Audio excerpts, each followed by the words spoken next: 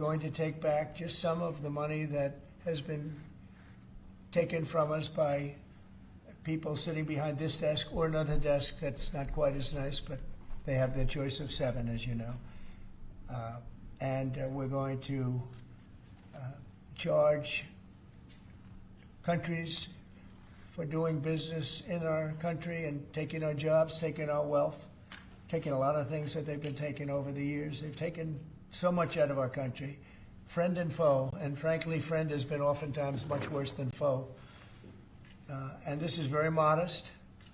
And what we're going to be doing is a 25% tariff on all cars that are not made in the United States. If they're made in the United States, there's absolutely no tariff.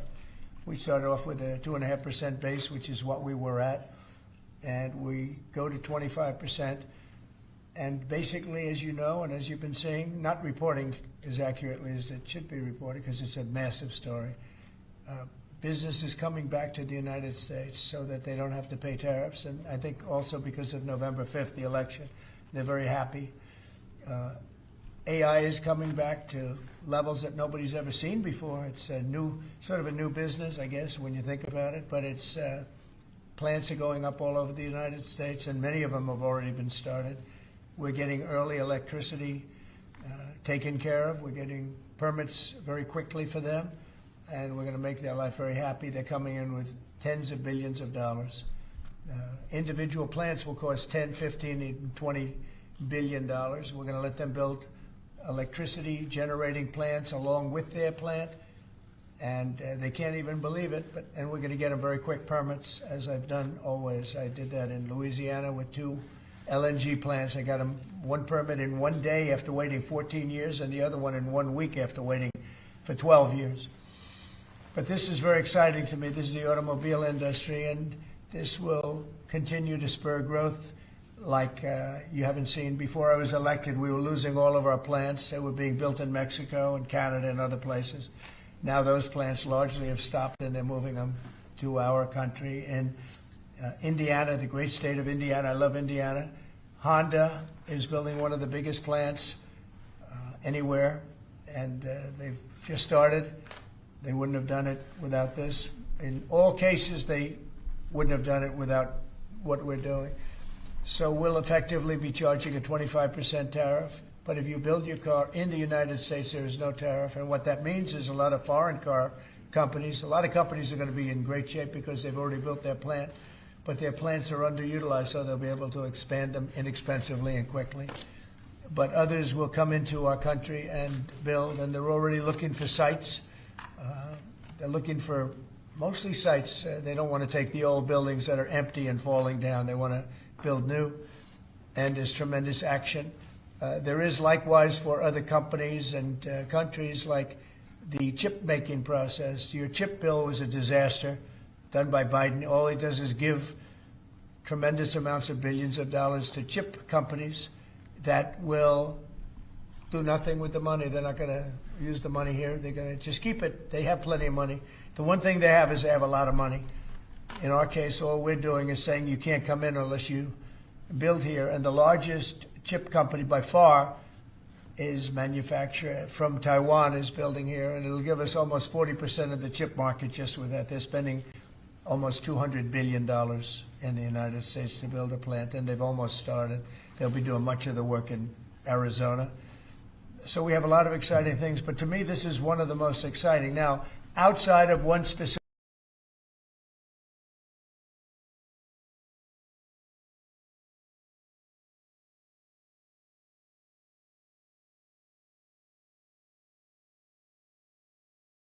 we're signing a executive order today that's going to lead to tremendous growth in the automobile industry.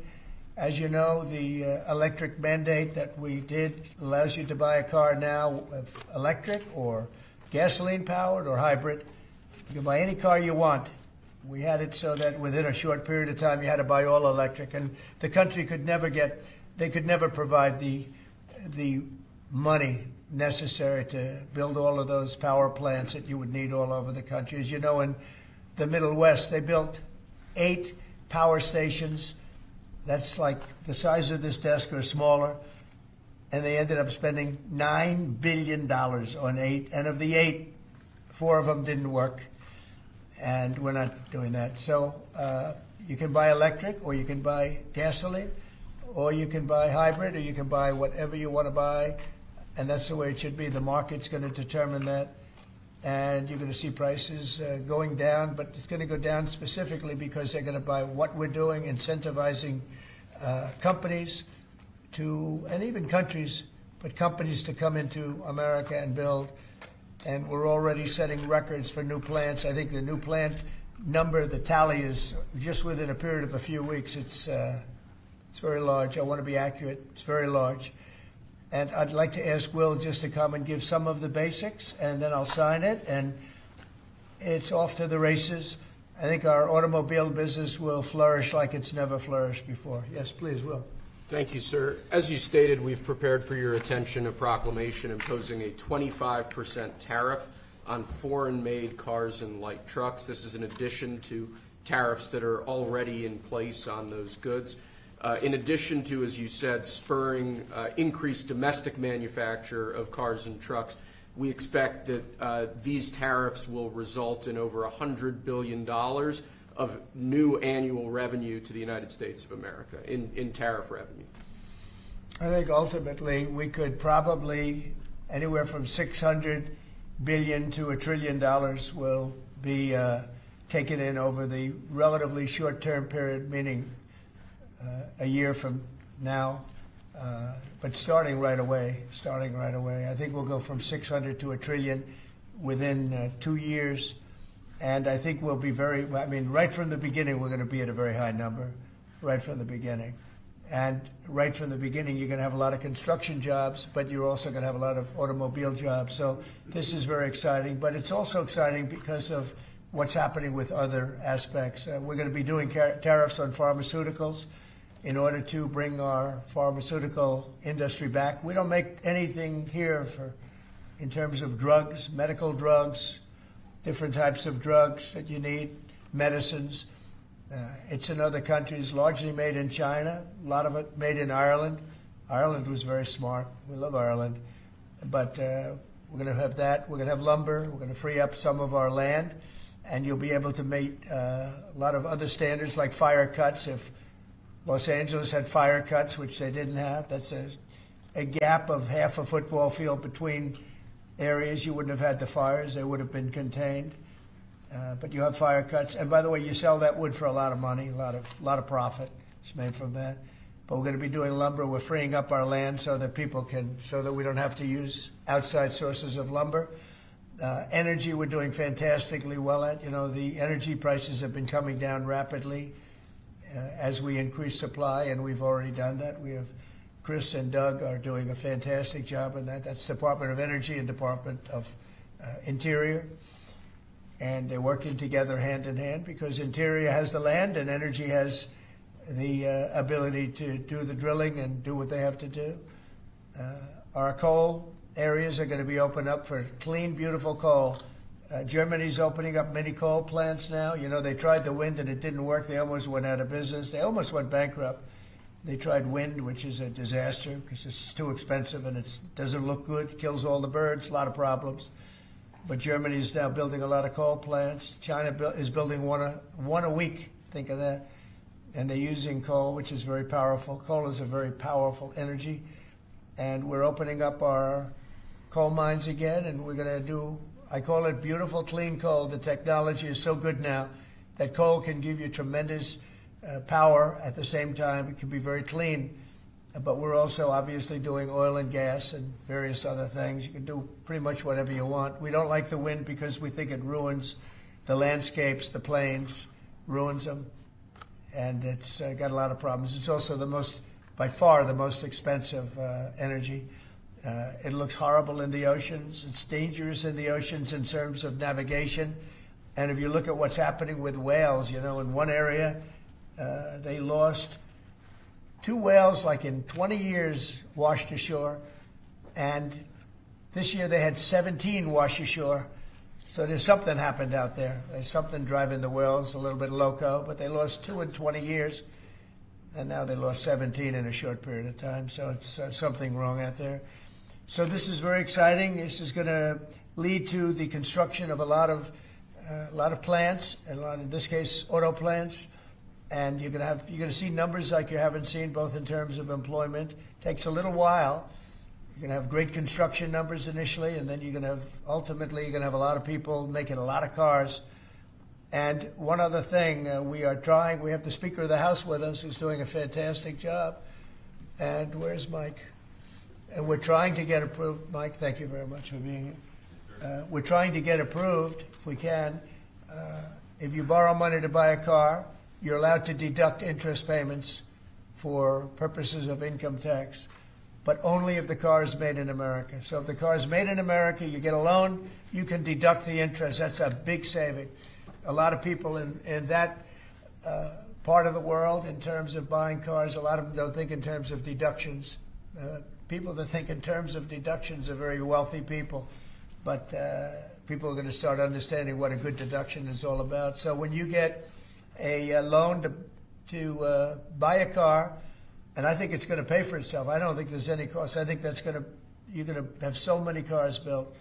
But you're only going to get that deduction of interest if the car is made in the United States of America. So I'm going to sign this, and Mike, I hope you can get that, because I think it's going to be amazing in terms of the number of cars that are going to be made because of it.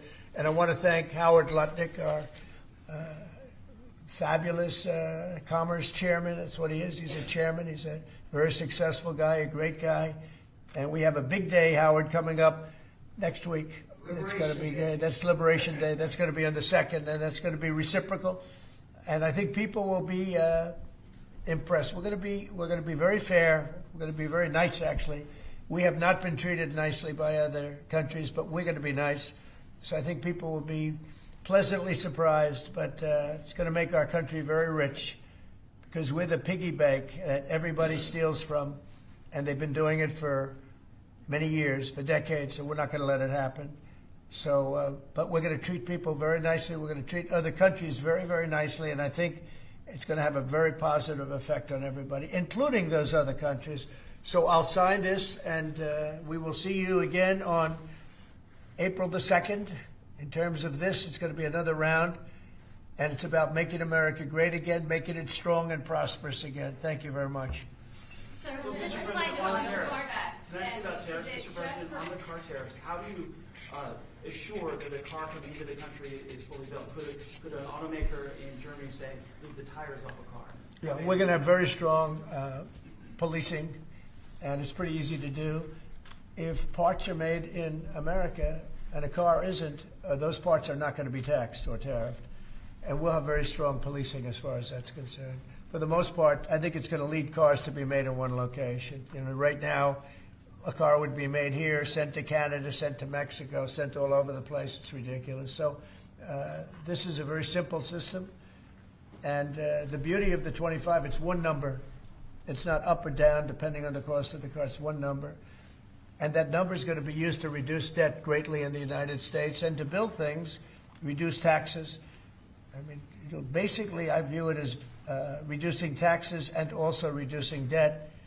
And within a fairly short period of time, I think we're going to have a balance sheet that's going to be outstanding. Yeah. How do you assure Americans then that this will not cause a long-term increase in prices? Well, look, I think we're going to have a market the likes of which nobody's ever seen before, not in this country. You know, we had the best market ever in my first term. It was the strongest market ever, the best economy ever. And I think I think this blows it away. But this is something that people have wanted to do, presidents have wanted to do for a long time. A lot of them didn't understand it. It wasn't a priority for them. But foreign countries understood it very well. And they've really ripped us off at levels that nobody's seen before. But that's not going to happen. Mr. President, is this for today or on April 2nd, the auto tariffs? Say it? Do these auto tariffs go into effect today or on April 2nd? They go into effect on April 2nd. We're signing today. It goes into effect April 2nd. We start collecting on April 3rd. Is there any more sectoral tariffs that are coming in on April 2nd? What does that mean? Any more tariffs on any other sectors on April 2nd, for example, chips or pharmaceuticals? Not then, but we will be putting a tariff on lumber. We, as you know, have a tariff already on steel and on aluminum of 25%, and we're taking in tremendous amounts of dollars. More importantly, our steel factories and aluminum factories are roaring. They're starting to roar. They're building new ones. I just heard from Nucor, which is a big company, a very big steel company, and they're building a massive plant for steel that they wouldn't build without this. So you're going to see things that are going to be actually amazing. And I think you already have. You know, we've had some news conferences where I can't have enough. They want to do news conferences where they announce they're going to spend $20, $30, $40 billion. But Apple, as an example, is spending $500 billion. Okay, any other? On the signal chat, Senator Roger Wicker. Hold on one second. Mr. Go ahead. President, reciprocal tariffs next week. Will those be immediately effective April 2nd on all countries, or will you focus on the worst offenders? No, we're going to make it all countries, and we're going to make it very lenient. I think people are going to be very surprised. It'll be, in many cases, less than the tariff that they've been charging us for decades. So I think people are going to be very, very surprised. Why is On that? these auto tariffs, I think they'll be pleasantly surprised. I don't know. I think we're trying to keep it somewhat conservative. and on these auto tariffs, we saw obviously the NASDAQ 100 go down 2% at close, S&P 500 down 1%. What are you Is concerned that about today? that market reaction? Today? Yes, sir. I didn't say that. I want to see the jobs. I want to see that'll all take care of itself. That could take care of itself in 1 day, 2 days, or 1 week. Are there any conditions under which you'd remove these auto tariffs, sir, or is this permanent for the rest of your term in office? Oh, this is permanent. Yeah, 100%. Yeah. Are you on the auto tariffs? Did Elon Musk advise you at all on these auto tariffs? No, because he may have a conflict, so we don't talk. I've never talked to him. Elon's amazing. He's never asked me for a favor in business whatsoever. I'm actually a little surprised by it. I might do it, I might not do it. I do what's right, and he'd want me to do what's right. No, he's a patriot. He has never, you know, these are big deals we're talking about. This is probably nothing like this. And I've never had Elon come and say, would you do me a favor with the mandate or the electric mandate or anything. He's never asked me for anything. Sir, also, what's your response to Republican lawmakers who have said today that your administration should take more accountability and not downplay what's happened with Signal that we've seen in these messages today? Well, I don't know about downplaying. The press upplays it. I think it's all a witch hunt. That's all. I think it's a witch hunt. I wasn't involved with it. I wasn't there, but I can tell you the result is unbelievable because the Houthis are looking to do something. They want to know, how do we stop? Can we have peace? The Houthis want peace because they're getting the hell knocked out of them. It's been very, very strong. The Houthis are dying for peace. They don't want this. And they're bad. Look, they were knocking ships out of the ocean. You know, we had in the Suez Canal, they only have about 20% of the ships going through. They have to go through a different way, which takes weeks of travel. And that really affects commerce. But the Houthis have been hit hard, and they want to negotiate peace. But I don't think they're quite ready. Nothing classified that was shared? Say it? Do you still believe nothing classified was shared? Well, that's what I've heard. I don't know. I'm not sure. You'll have to ask the various people involved. I really don't know. I can only tell you this. You know, you don't want to talk about it. The Houthis have been horrible to the world. What they've done, killed a lot of people, and knocked down a lot of ships and planes and anything else. You know, it's not just the ships.